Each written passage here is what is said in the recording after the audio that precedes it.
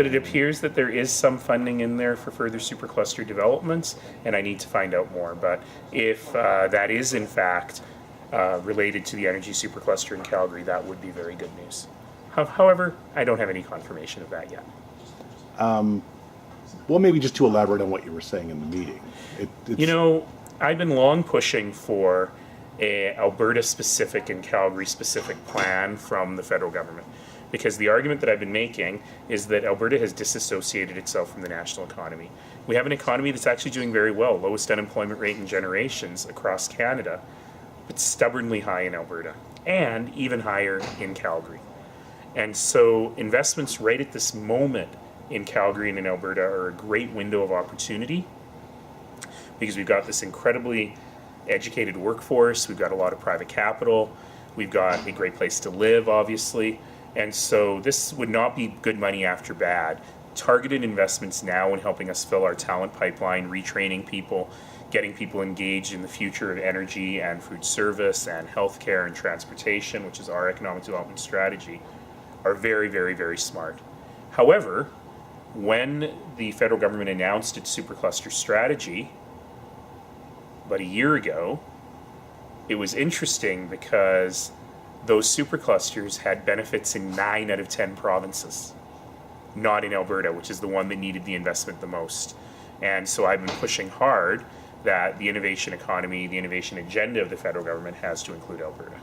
And Calgary's will have an energy focus? There was a proposal, I should say, for a future of energy supercluster to be based here in Calgary. So let's see if that is in fact what people are interested in.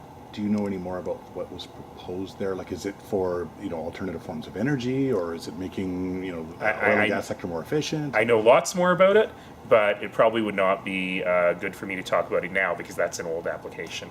And so it's not clear what is now before them. You made it sound like the federal government thought they had basically ticked the prairie box. There is a supercluster, which Calgary is partially involved in, that has to do with the future of proteins. But really, that is a largely not Calgary project. As in Saskatchewan, Manitoba? Do you know what this is potentially worth to Calgary or Calgary's economy? I feel like, I hate pushing you off on these things, but I feel like we could have a really good conversation about this in a few days. In a few days? Yes, once we figure out what's actually in there. So other topics. There's so many other topics. What about cannabis? So we heard from admin today about some estimates of what it's cost the city to obviously make this transition through legalization, and that the money that's so far been provided doesn't at all cover what those costs are. Can you explain what the concern is? We remain extremely frustrated that the federal government's very clear direction was that their cost sharing with the provinces on the cannabis excise tax was meant to reimburse municipalities for their costs. And frankly, we're just not getting it. We anticipate that we'll be about $6 million in the hole on our costs of enforcing cannabis, while other orders of government actually make money off the taxes and we don't. We just don't think that's fair. That's absolute downloading to the municipalities, and particularly to the city of Calgary, and we continue to urge the federal and provincial governments to make sure that all municipalities, but especially Calgary, get their fair share. What could be done to make that happen? There's a lot of ways to do it. Fundamentally, the province and the feds have to get their act together. This really is the province. It really is the province being overly cautious and not, hanging on to the money for themselves, and just in case they have further costs. Never mind that they are also the online retailer of cannabis, and by all indications are making some good money off of it. So really this is a matter of getting the money that was intended for the municipalities to the municipalities. And this could work in a way. We heard one proposal floated. Could this work similar to the gas tax? Maybe. It's something worth exploring, whether it can be a gas and grass tax.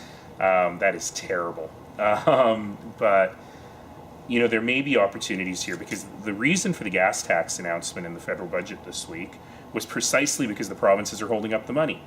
And so this was one mechanism for the feds to get money directly to the municipalities. I had raised this with the Minister of Finance about 1.5 years ago, and there were a lot of problems with it, particularly around how you can be equitable among municipalities of different sizes. But frankly, if the provinces won't give up the funds, then this has to be another arrow in our quiver. So you have this $6 million difference, I guess. Where does that money come from on this? Listen, that's a half a point on the property tax, right? That's actually a big problem. And we can't continue to absorb these costs, especially for policy that had nothing to do with us forever and ever. So does this just come out of FSR? It has to come out of it has to come out of our general revenue. You can't take it out of FSR because it's operating money. So is there something else you can't do because you're spending $6 million? Yeah, on $6 million this? bucks worth of stuff we can't do. Do you know what that is? Well, no, it's all a big budget, but clearly this isn't free money. Do you have concerns about the state of the retail market in Calgary? It seems we're the retail capital of Canada. You know, we've had remarkably little problem with the retailers here. We have, I think, 24 private retail outlets in Calgary, which is by far the largest in the country. You know, there are 200 plus applications in the pipe, and I've said from the very beginning there is no way the Calgary market can support that number of stores. So it's sort of a shame that instead of letting the market sort it out, the first 24 who got in kind of won the lottery because there was then a moratorium on other stores. That said, you know, we've taken a very free market approach to this, and I anticipate the market will sort itself. We're talking about Springbank Reservoir. Yes. What would you like to say about that? Well, you know, today is the eve of World Water Day, and it's a good opportunity for us to really think about how we're managing the watershed here in Calgary, both for drought and, of course, for flood. And we know that the work has been done. We know that the Springbank Dry Dam is the right answer to upstream mitigation on the Elbow River. I was very pleased to hear a bit more policy, though it still has too many loopholes in it for my tastes. But I was pleased to hear a bit more policy from the United Conservative Party and from Mr. Kenney, expressing their support for building SR1 once the environmental assessments are complete and the Indigenous consultation is complete. That is very different than what we've heard before. It's certainly very different than what we heard from his candidate in Banff Cochrane, who said she would never let this thing be built. So clearly the leader has put his foot down. That's a good thing, because this is right for Calgary. We've also heard a real commitment from the New Democrats that they will get this thing built.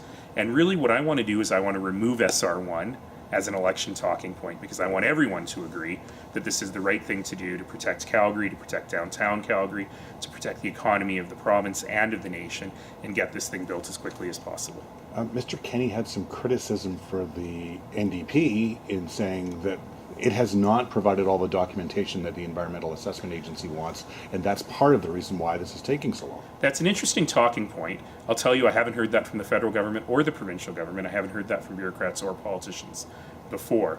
The point is, I'm not particularly interested in the political infighting on this. Get the darn thing built. But it is on the CEA's website that they're waiting for more information from the provincial government. So are you aware of that? Have you said to the province, hey, if you're the ones holding this up, you need to do something? I have, and it's not entirely clear to me if this is a political issue or if more analysis is needed to be done, that's all. But the point is that the CEA, the Canadian Environmental Assessment Agency, at our request, did agree to fast track this assessment.